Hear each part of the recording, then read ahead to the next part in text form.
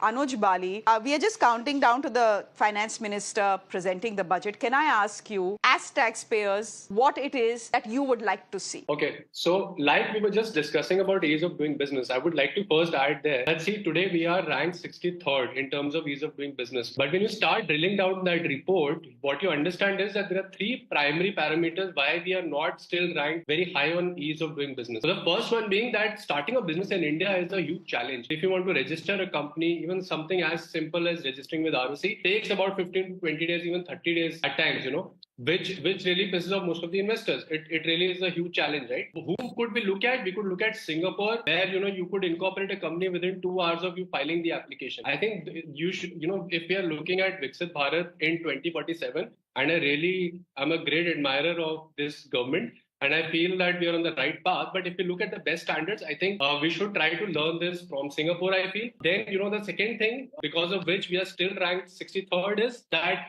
the ease of paying taxes is not that good here. If you look at a country like Estonia, they have really gone way ahead in digitizing the entire system and made it very easy for the taxpayer. So, that is another thing that we could probably pick up from, say, a country like Estonia. If you look at the third part, which, my fellow panelists also mentioned, which is about registering a property. So, we could adopt blockchain technology. I think Andhra Pradesh government has already started initiative in this regard. I feel that if you could solve these three problems, even Georgia as a country has adopted blockchain in land records. So, if you could solve these three primary problems, I think ease of doing business ranking will significantly go higher than what it is today. And that would really attract a lot of FDIs. Then coming to, I think there are other things like, the government should incentivize angel investors for investing into startups. One of the methodologies that were followed as a policy in India was that, why not give boost to sunrise sectors like we gave it to the IT sector in the 90s. Today, we are wanting to give it to, say, EVs or, say, artificial intelligence. I would say that,